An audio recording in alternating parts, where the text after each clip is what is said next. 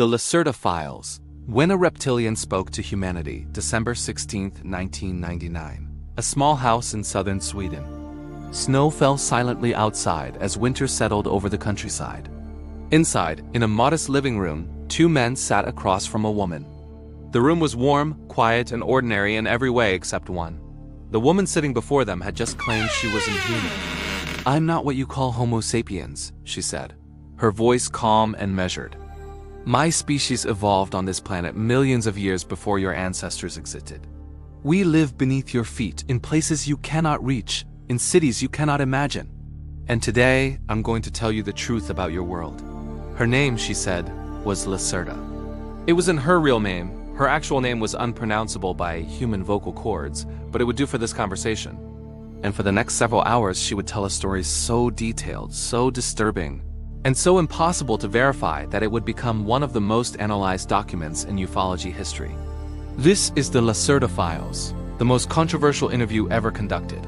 And whether you believe it or not, what was said in that room in Sweden that winter day challenges everything we think we know about Earth, humanity, and our place in the cosmos. Part 1. The meeting. Ole K was a Swedish researcher who had spent years investigating UFO phenomena, alien encounters, and unexplained events. He wasn't a sensationalist. He approached his work methodically, carefully documenting testimonies and seeking verifiable evidence. In late 1999, he was contacted through an intermediary, a friend of a friend, who claimed to know someone extraordinary. Someone non-human who was willing to speak. Ole was skeptical, of course. He had heard countless stories over the years, seen countless hoaxes, interviewed countless people who genuinely believed they had encountered something otherworldly. Most turned out to be misidentifications, sleep paralysis, or deliberate fabrications. But something about this contact intrigued him. The intermediary was credible, someone Ole had known for years. And the offer was unusual. This alleged non-human entity wanted to meet in person, to sit down face to face and answer questions. No shadowy encounters in the woods, no blurry photographs, no anonymous phone calls. A direct recorded interview. So on December 16, 1999, Ole K and a friend, a second witness whose identity has remained protected, drove to a private residence in southern Sweden.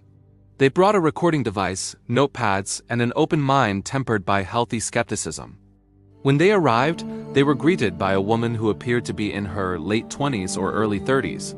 She was attractive by human standards, with distinctive features but nothing that would make her stand out in a crowd.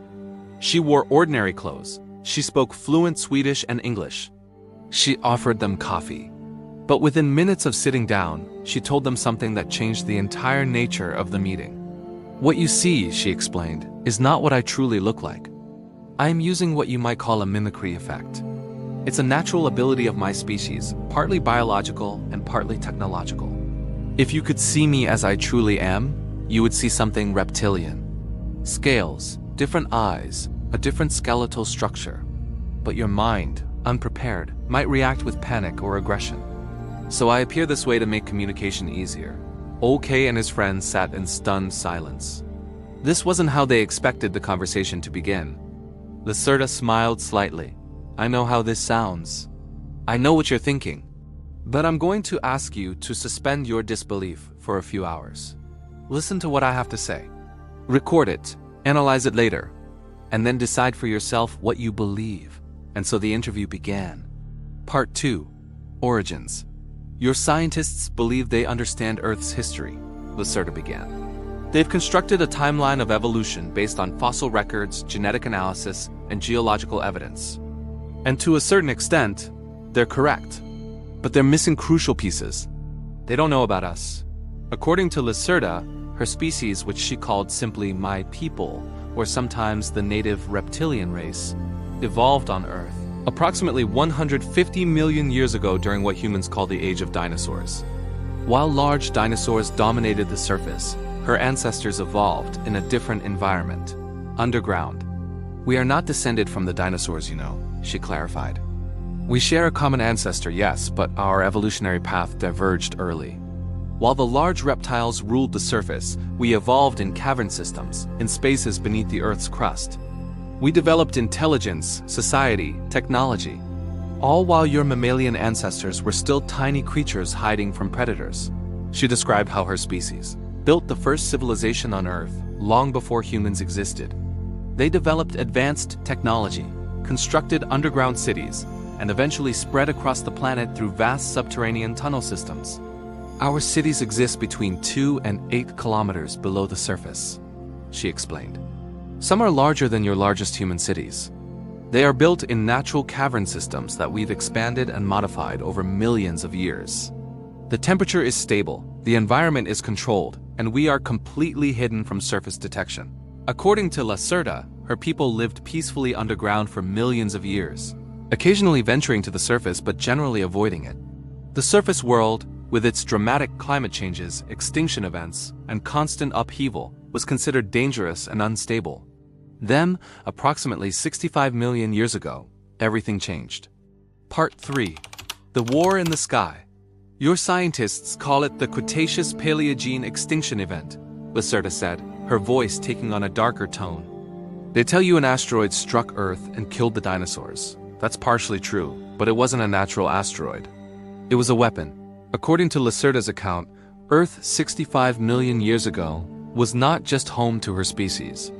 2 extraterrestrial races had also established presences on the planet. She called them simply the humanoids and the reptilians from outside, distinguishing the latter from her native species. These 2 alien races, she claimed, were engaged in a war over Earth's resources.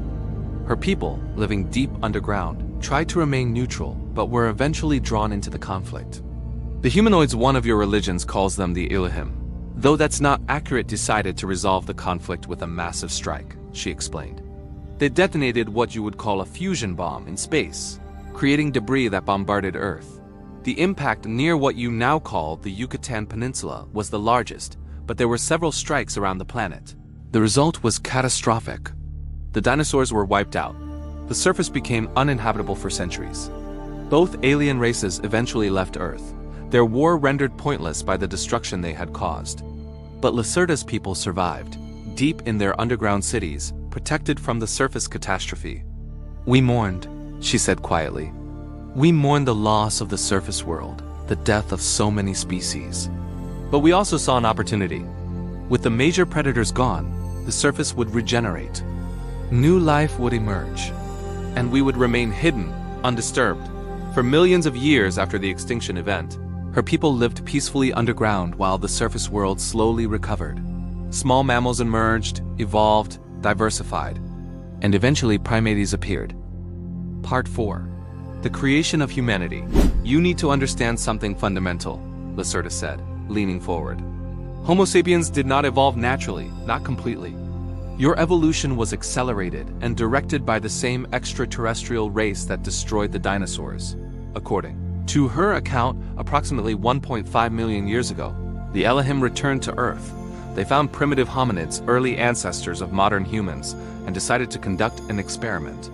They wanted to create a new species, she explained. Something intelligent but controllable. Something that could develop civilization but would remain dependent on them. So they took your ancestors and began a program of genetic modification that would span hundreds of thousands of years. She described how the Elohim made 7 major genetic modifications to early hominids over millennia, each one accelerating human evolution in specific ways. They enhanced brain capacity, modified skeletal structure, improved manual dexterity, and altered social behaviors. You didn't naturally develop your large brains that quickly, she said. Evolution doesn't work that fast without outside intervention. The Elohim essentially created you as a slave species, though they called it something more pleasant. A garden project, I believe. This genetic engineering, according to Lacerta, is why humans have so many biological peculiarities that puzzle evolutionary biologists. The rapid brain growth, the loss of body hair, the extremely difficult childbirth process, all artifacts of artificial modification rather than natural selection. But the Elohim's experiment didn't go as planned. They underestimated what they created, Lacerta said with what might have been a smile. Humans proved more independent, more creative, more unpredictable than the Elohim anticipated. You developed your own cultures, your own religions, your own technologies. You became less controllable. Eventually, around 10,000 to 15,000 years ago, The Elohim largely withdrew from direct involvement with humanity, maintaining only occasional contact through select individuals. They left behind technologies, structures, and knowledge that humans would interpret as divine intervention. Much of what you call ancient mythology, Lacerta explained, are actually distorted memories of real events involving the Elohim and other extraterrestrial races. Your gods, your angels, your demons, many of these stories have roots in actual encounters. Part 5. The Underground Civilization. Ole K asked Lacerta to describe her civilization in more detail. What were these underground cities like? How did her people live? Imagine your largest human cities, she began. Now imagine them built entirely underground, carved into rock with technology far more advanced than what you currently possess. Our cities are marvels of engineering. We've had millions of years to perfect the construction. She described sprawling complexes connected by high-speed transport systems, powered by geothermal energy and artificial sun simulation technology. Population centers house thousands of her people, with strict environmental controls to maintain stable temperatures and air quality. We don't need sunlight like you do, she explained. Our biology is different. We can see in much dimmer light, and we synthesize necessary nutrients through different processes. But we've created artificial lighting in our cities because total darkness, even for us, is psychologically difficult.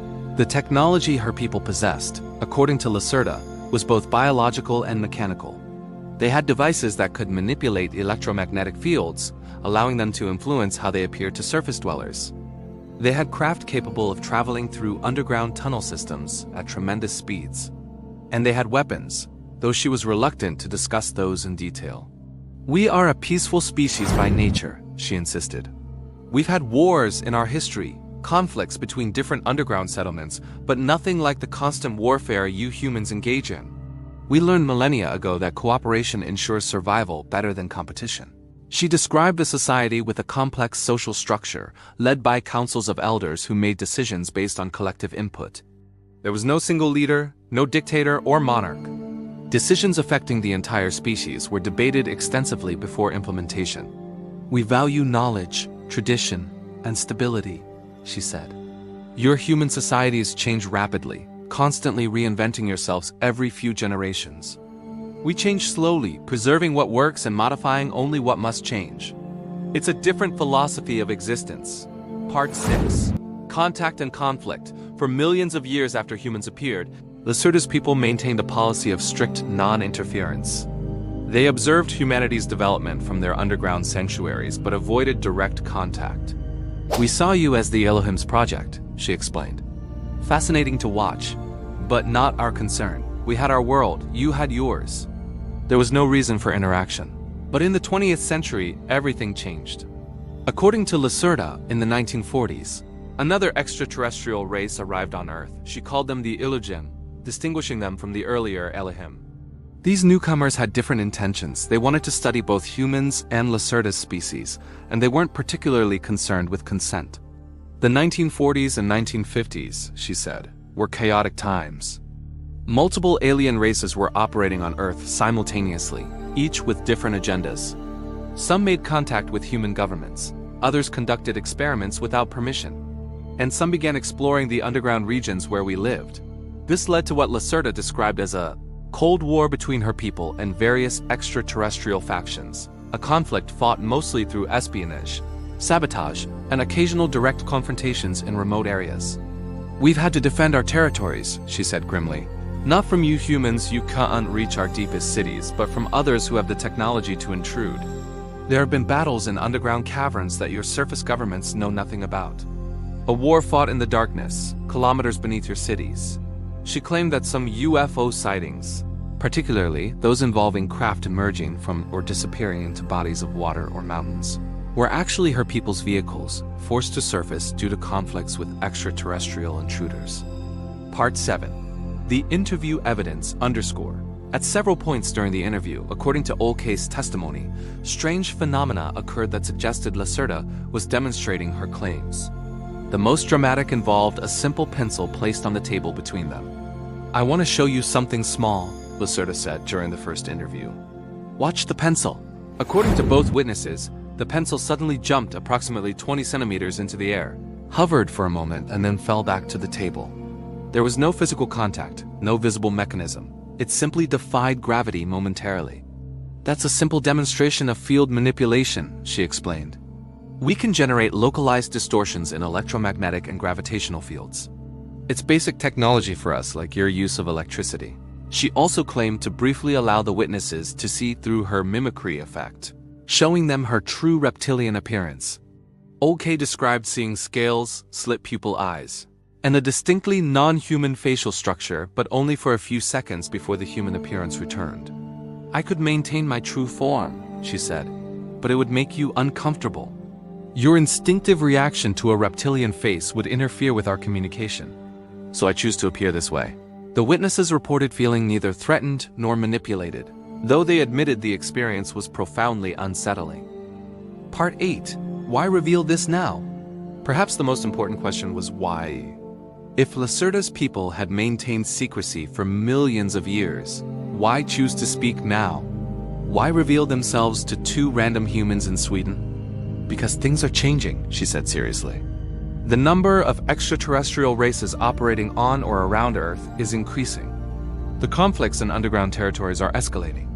And your human civilization is approaching a critical juncture."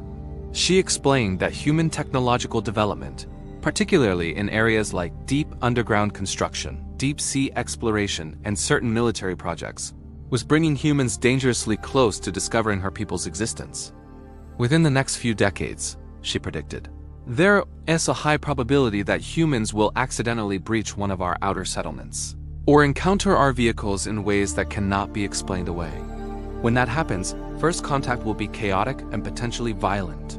By speaking to Ole K and allowing her testimony to be published, she hoped to begin preparing humanity for the revelation that they are not alone on Earth and never have been. "I can't speak for my entire species," she admitted. "Many of my people would be angry if they knew I was here talking to you.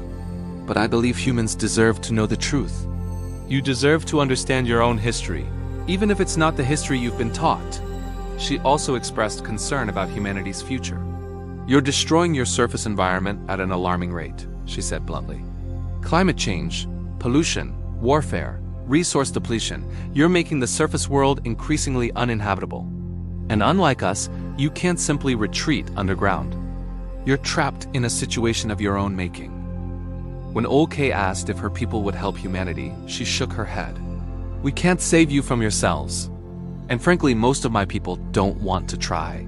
You're the Elohim's creation, not ours. Your fate is your own to determine. But I will say this, it would be tragic to see humanity end. You're flawed, violent, destructive, but also creative, passionate, and capable of beauty. Losing that would diminish this world." Part 9. The second interview, the first interview concluded after several hours, with Lacerta promising to meet again if Ole K had follow-up questions. She vanished into the winter evening, leaving the two witnesses with a recording full of impossible claims and a profound sense of disorientation. 4 months later, on April 24, 2000, a second interview was arranged.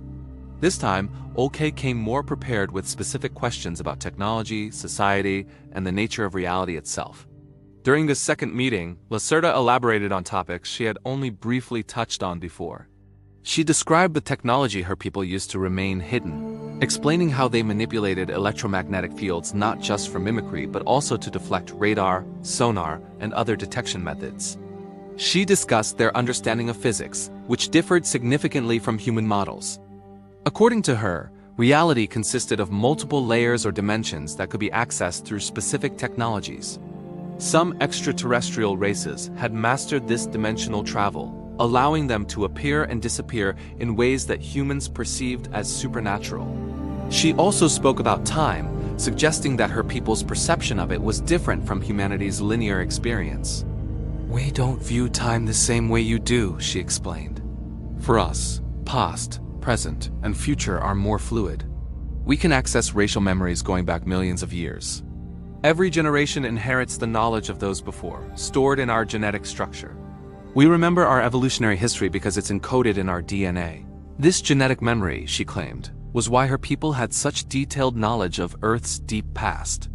They weren't relying on archaeological evidence or speculation.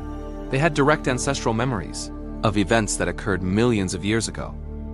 Part 10. The aftermath. After the second interview, Lacerta told Ole K that she would not meet with him again. The risk had become too great, and she had said everything she felt comfortable revealing. "This is goodbye," she told him. "I've given you the truth as I know it. What you do with this information is up to you. Publish it, share it, let people debate it. Some will believe, most won't. That's acceptable. The seed of truth has been planted." She walked away into the spring evening, and Ole K never saw her again. In the weeks and months that followed, Ole K transcribed the recordings, producing what became known as the Lacerta Files, a detailed document running to dozens of pages, containing Lacerta's testimony in question and answer format. He published the files online, initially in Swedish, and later translated into multiple languages. The response was immediate and polarized. Believers embraced it as the most detailed account of reptilian contact ever recorded. Skeptics dismissed it as elaborate fiction or a hoax. Researchers analyzed the text for inconsistencies, finding few. Linguists studied the language patterns, noting that the syntax and vocabulary didn't match typical human speech patterns, though this could be explained by translation or deliberate obfuscation. Scientists criticized the claims as unfalsifiable, impossible to prove or disprove. No physical evidence was provided. No photographs of Lacerta in her true form. No artifacts from underground cities. Just testimony, recorded voices, and the insistence of two witnesses that everything described actually happened. Part 11. Analysis and debate. In the decades since the Lacerta Files were published, they've become a cornerstone of reptilian conspiracy theories and underground civilization folklore. Researchers have spent countless hours trying to verify or debunk the account. Some have noted remarkable consistency in Lacerta's testimony. Unlike many alleged alien contact accounts, which often contradict themselves or evolve over time, the Lacerta Files remain stable. The details align across both interviews. The technological descriptions, while fantastic, are internally logical. Others have pointed out that consistency doesn't equal truth. A well-crafted work of fiction would also be internally consistent. The lack of physical evidence, they argue, is damning. In an age of smartphones and digital cameras, why are there no images of Lacerta's true form? Why no samples of reptilian technology? Ole K himself has remained largely silent on the matter. He published the files and then stepped back, refusing to monetize the experience or seek publicity. He maintains that everything in the transcript is accurate, but acknowledges that he cannot force anyone to believe it. The friend who accompanied him to both interviews has never publicly identified themselves, adding another layer of mystery. Are they protecting their privacy, or do they not exist at all? Conclusion: truth, fiction, or something else? So what are we to make of the Lacerta Files? Are they a genuine account of contact with a non-human intelligence living beneath Earth's surface? An elaborate hoax designed to spread disinformation or gain attention? A psychological experiment exploring how people respond to detailed but unverifiable claims? A work of speculative fiction accidentally or deliberately presented as fact? The honest answer is, we don't know. We may never know. What we do know is that the Lacerta Files present a comprehensive alternative history of Earth, one where humans are latecomers to a planet already inhabited by advanced non-human intelligence. A history where our evolution was guided by extraterrestrial geneticists. A history where wars between alien races shaped our past, and where an entire civilization exists beneath our feet, watching us from the darkness.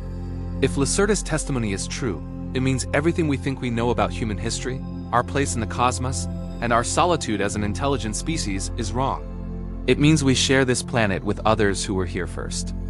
It means the surface world we inhabit is just a thin shell over a much larger, much stranger reality.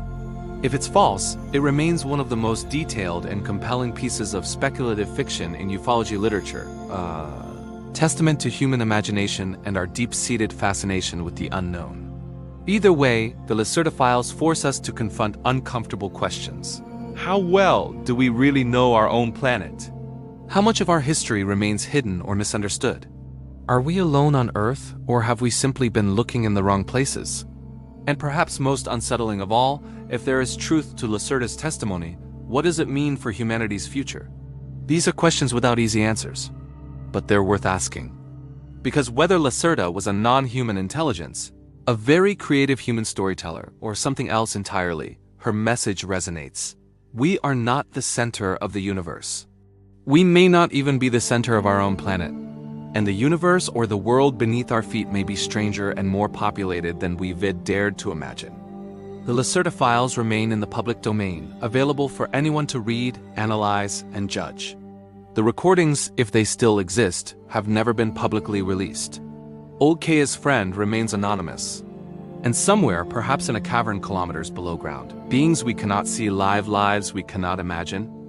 Or perhaps none of it is true, and we remain, as we've always believed, alone on a planet we fully understand. But late at night, when the world is quiet, the question lingers: what if she was telling the truth?